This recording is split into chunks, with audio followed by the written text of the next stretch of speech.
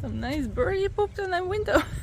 So I bought this selfie stick, and now it started driving me crazy because it's wobbly. So the phone is like up and down, going, you know, whatever it feels like going, like boom, boom. So we'll see. I'll try to use it and see how it goes, and if it's wobbly a little bit and I disappear like this somewhere. It's not me. It's my sticky stick. Okay, I need to get a better one. Now also we're going to check how's the sound and if it's too loud. So I got this new phone. It's a new Samsung phone, and you know, the noise reduction should be pretty good. I've seen videos where noise is not as bad as it's usually outside. So we'll take a look and see how it goes. It's my testing platform. So now a bunch of cars passing by, so we'll see if it's very loud. And if it is, please forgive me. And if it's not, then you know, it's good. It's my great tool to record some videos. So going back to negative feelings and me being frustrated with my self-esteem. Actually started that I started being frustrated with a phone call. You know, sometimes the phone systems can be very challenging to get to. They don't understand me. So I wanted to ask you, what do you usually do if you feel, you know, frustrated, if you feel upset, if you feel, you know, all these negative feelings in your body, in your mind, right? You know, we all feel negative emotions, right? And it's totally normal, it's totally okay to feel negative emotions and feelings. If you don't, then I'm not sure if you're human or not. No, a lot of people suppress those emotions, and actually that's not very healthy to do that. So if you know, bottling down inside all the time, it's not good for your body, because eventually it's either gonna blow up in like boom, and then you're like enraged, very, very angry, right, at people that probably don't deserve it. Or you can become sick, maybe, you know, sometimes when we bottle up all those emotions, people can, you know, psychosomatic diseases, right? So you can become sick because of this emotion, because you're not processing it. So let's talk about emotions. Where do we feel them in our body? And usually, you know, it's a stress response, right? So if it's a negative emotion, most of the time it's a stress response to something that you didn't like or something dangerous. And so that's where subconscious gets involved, and a lot of hormones, a lot of stress hormones, right? So this is the stress hormones. So when stress hormones get involved, our body tends to tense up. So we tend to be like, oh, or get prepared for movement, right? Get prepared to run from the tiger. As you guys probably seen my video. I talk a lot about cave times and when we used to run from the tigers, right? So our, you know, our primitive part of our mind is very similar. So if something is stressful, you need to react to it. And it doesn't matter if it's your self-esteem or maybe you got upset at someone, or whatever situation it is that creates stress. It doesn't really matter what it is, because those stress hormones, you know, kind of come up in your body, and your body needs to process it. So we create problems for ourselves if we don't process those hormones. But the problem is that if you don't process those emotions, they get stuck in your body. And then eventually they create problems for you, because your body constantly wants to release those emotions. So what do you guys do to release those emotions? And I'm gonna share a couple ways that I do it the way I do it, so I can let the emotion go from my body, because if they get stuck, they create a lot of problems for me and for my body. So basically, the number one, and that's why I went for a walk right now, and that's why I wanted to, you know, to share with you right now, because I was a little bit frustrated at home because of the phone call.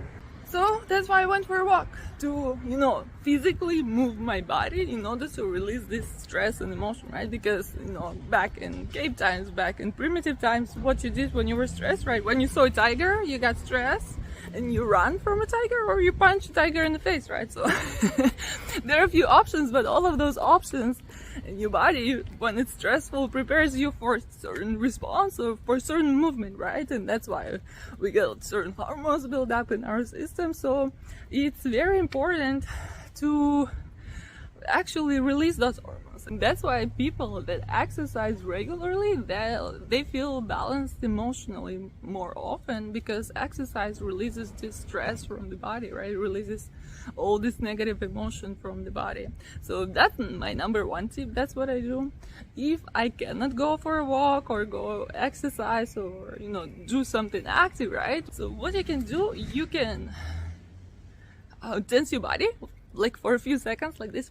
Tense every single muscle in your body, and then release and exhale. So tense, and then and fully release it. Fully release all these, you know, all this stress, all this emotion, everything that you're feeling, just exhale it. So you can do it multiple times. So you do it for like a few minutes, you know, not just once, because once, you know, most of the time it's not that effective.